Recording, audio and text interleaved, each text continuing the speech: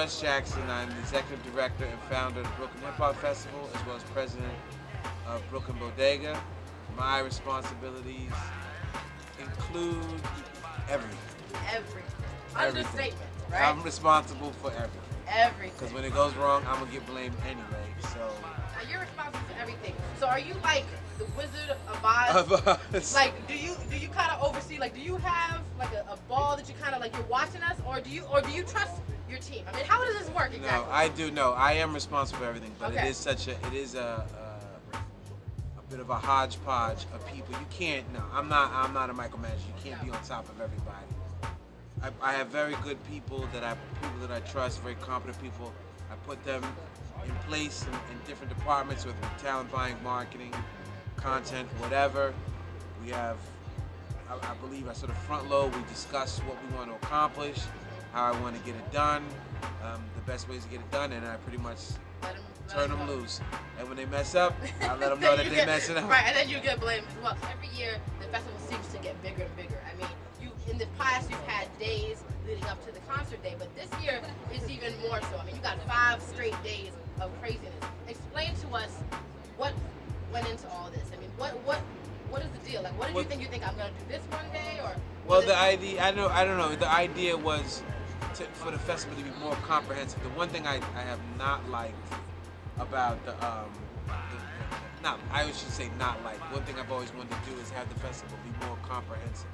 It's so focused on one day and music, but it's more about the culture and much more progressive, bigger picture view of it. So, being that eventually we're going to get to the point where we'll be able to have all these different disciplines in one park over, we can have 100,000 people, maybe down here. But until then, we got to have a little bit more organic growth. So I decided to sort of take each day and dedicate it to a different aspect of what we're trying to celebrate. So, Monday is the MC, the up and coming MC who doesn't have the cosign, is not hooked up, that just is nice. So we have shown proof to celebrate them.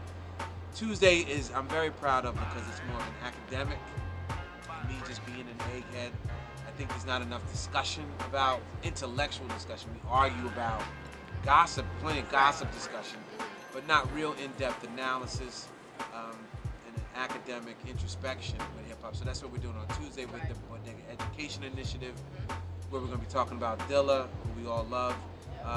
Wednesday was going to be film night, so we're focusing on people hip-hop heads who are behind the camera and have a more visual representation of it.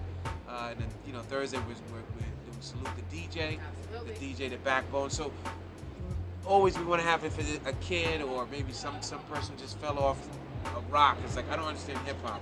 We say, well, listen, come in these 5 days and I'm going to hold you down. I'm going to give you a quick snapshot, a survey, if you will, of what it's about. And then we're going to, give you great music to enjoy, books to read, websites to visit, everything. So that's what it is. And then we obviously end on Saturday with the big day where we're going to go hard. Biggest hip-hop, concert and festival event for the week in New York City. Everything else is in Jersey, Long Island, whatever. Yeah. I mean, this is Brooklyn Bodega presents it in Brooklyn.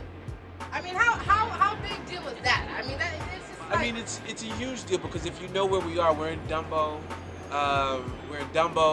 We're in sort of right Brooklyn. It's a pretty affluent area that we do it. Right. And to be bringing this huge hip-hop event, it's tough, because people have perceptions of hip-hop, they have perceptions of Brooklyn, they have perceptions of the people of color who are behind it.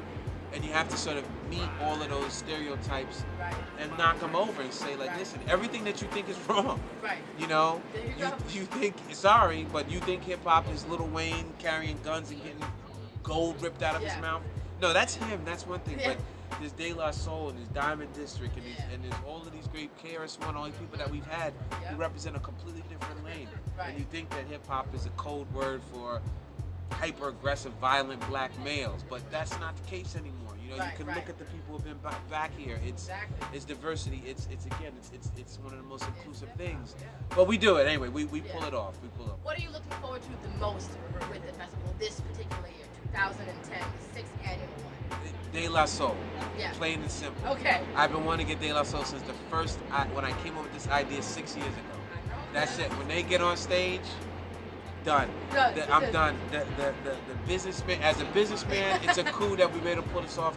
Yeah. But as a fan, they are so important to me, and they're such good guys. Right. And I'm looking forward to all the old heads who are gonna go crazy, and the young cats who may not be that familiar with.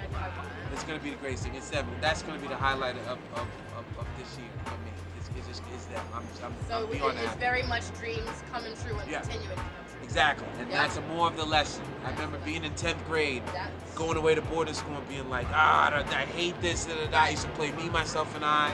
They got me, kept my head on straight. So Hopefully they will help us do that day, because it's gonna be mayhem. There's always recording, so been with y'all for mad long, and continue to be with y'all. Come back and talk to you in the future. All right, well, we got more tape, and I gotta go. We gotta go.